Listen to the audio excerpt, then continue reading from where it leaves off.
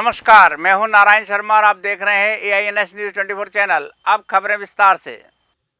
प्रधानमंत्री नरेंद्र मोदी की गारंटी पूरी करने की श्रृंखला में छत्तीसगढ़ सरकार ने आज एक और गारंटी पूरी करने की शुरुआत कर दी। छत्तीसगढ़ सरकार की फ्लैगशिप योजना महतारी वंदन योजना के अंतर्गत प्रदेश की पात्र 70 लाख से अधिक महिलाओं के खाते में प्रधानमंत्री ने काशी विश्वनाथ से बटन दबाकर 1000 रुपये की राशि हस्तांतरित की।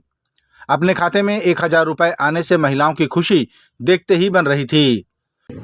ये देख मोर खाता में 1000 रुपए आज आ गए। हमार प्रधानमंत्री जी है हमर मन के खाता में 1000 डाली से मैं बहुत खुश हूँ।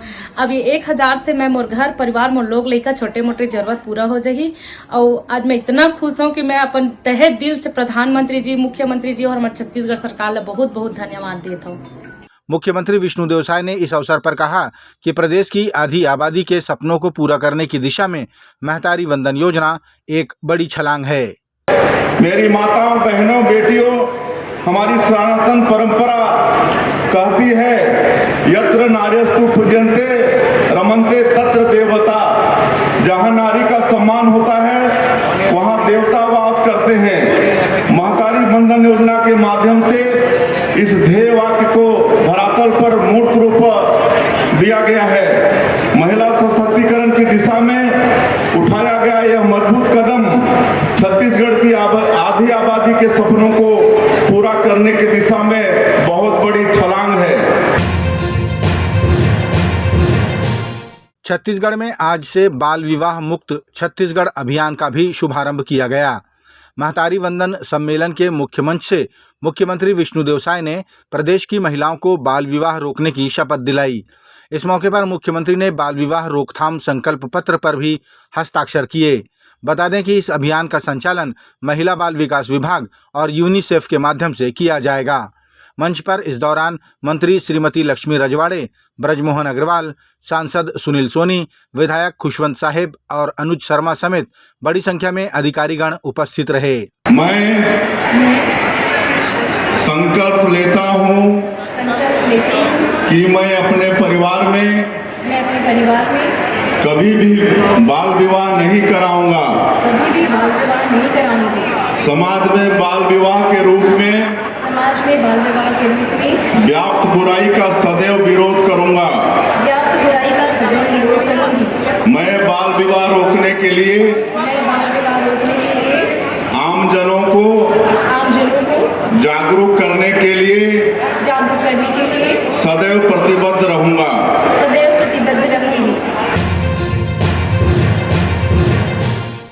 रायपुर प्रेस क्लब के नवनियुक्त अध्यक्ष समेत पदाधिकारियों ने आज अपने पद एवं गोपनीयता की शपथ ली।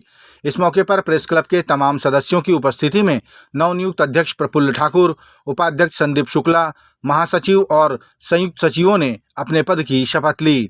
बता दें कि इस बार प्रेस क्लब रायपुर का चुनाव पिछले 5 वर्षों बाद प्रशासन के हस्तक्षेप के साथ 17 फरवरी को संपन्न हुआ था। मैं तृप्ति सोनी रायपुर प्रेस क्लब से निर्वाचित संयुक्त सचिव पद के अनुरूप कार्य करूंगी और विकास में सहभागी बनूंगी।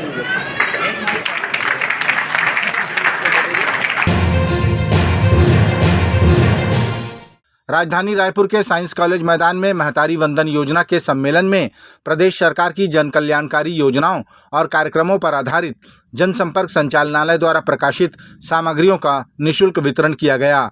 इनमें मोदी की गारंटी पॉकेट बुक, राज्य सरकार के त्वरित निर्णय समेत जनमन के नए अंक का वितरण भी किया गया। प्रचार सामग्री प्राप्त करने के लिए माताओं बहनों का विशाल जनसमूह उमड़ पड़ा।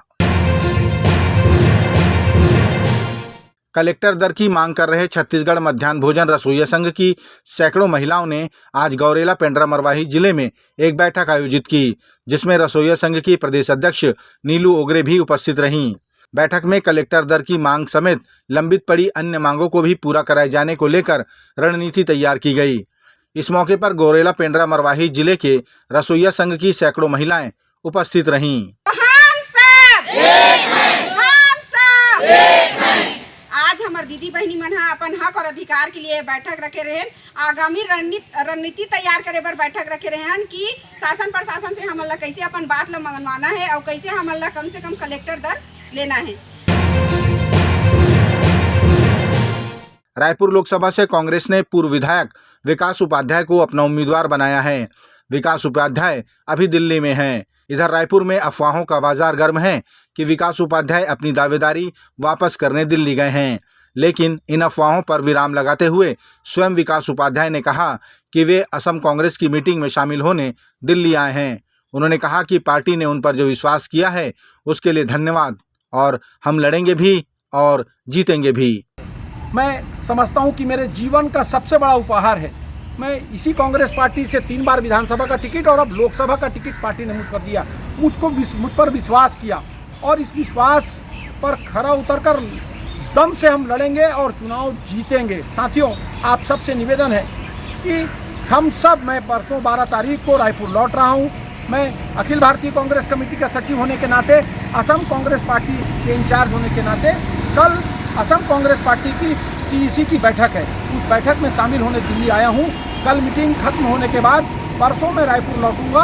हम सब लड़ेंगे, बहुत मेहनत करेंगे और जीतेंगे। दूसरी महत्वपूर्ण बात साथियों, भारतीय जनता पार्टी और उनकी IT सेल के लोग जिस प्रकार से पूरे देश में अफवाहों को गर्म करते हैं, अफवाहों को फैलाते हैं, भारतीय जनता पार्टी के कुछ नेताओं ने इस बात को कहा है और एक न्यूज़ ने चलाया है कि विकास उपाध्याय अपनी टिकट वापस करने गए हैं। किसी को बोलेंगे भी तो कोई विश्वास नहीं करेगा। इसी रायपुर राजधानी से मैं नेता बना हूँ। यही रायपुर राजधानी के लोग मुझको अपना बेटा, अपना भाई, अपना साथी, अपना दोस्त, अपना यार समझते हैं और मैं समझता हूँ कि आने वाले दिनों में भारतीय जनता पार्टी को इसका एहसास हो जाएगा कि किस प्रकार से जो कांग्रेस पार्टी के कार्यकर्ता वहाँ ताकत से लड़ाई लड़ेंगे और हम जीतेंगे। छत्तीसगढ़ के मुख्यमंत्री विष्णुदेव साय ने महतारी वंदन सम्मेलन के दौरान महिला समूहों द्वारा लगाई गई प्रदर्शनी का अवलोकन किया और उन्हें महतारी वंदन योजना की लाभार्थी बनने पर बधाई दी। मुख्यमंत्री ने मंच से देश के प्रधानमंत्री का धन्यवाद ज्ञापित किया और कहा कि विकसित भारत की तरह विकसित छत्तीसगढ़ भी हमारा संकल्प है। आप शक्ति स्वरूपा हैं, आप राष्ट्र के निर्माता हैं, आपका योगदान अनमोल है। यह महतारी वंदन योजना आप लोगों को छोटा सा अर्पण है। मोदी जी ने विकसित भारत के निर्माण का लक्ष्य देश के सामने रखा है। इसके लिए विकसित छत्तीसगढ़ का निर्माण बहुत जरूरी है। आप लोग जितनी सशक्त होंगी, हमारा देश और प्रदेश भी उतना ही सशक्त होगा। आज प्रदेश में डबल इंजन की सरकार है। मोदी जी की ताकत से हमारी भी ताकत दोगुनी हो गई है। इस ताकत को हम सब लोगों को बनाए रखना है। मोदी जी तीसरी बार देश के प्रधानमंत्री बनने जा रहे हैं। उनको अपनी ताकत देकर आपको देश और प्रदेश की ताकत बढ़ाना है। प्रधानमंत्री जी, आपका मैं पुनः बहुत बहुत आभार व्यक्त करते हुए कि अपने व्यस्तम समय में से हमारी माताओं बहनों को, छत्तीसगढ़ को आशीर्वाद देने के लिए समय निकाले। आपको बहुत बहुत आभार व्यक्त करते हुए मैं अपनी बात समाप्त करता हूं। ये थे आज के प्रमुख समाचार। आप देख रहे थे हमारा लोकप्रिय YouTube चैनल AINS News 24। अब हमें इजाज़त दीजिए। कल तक रोजाना की ताज़ा खबरों के लिए आप देखते रहिए हमारा लोकप्रिय YouTube चैनल। हमारे YouTube चैनल को लाइक, सब्सक्राइब और बेल आइकन का बटन दबाना ना भूलें। नमस्कार।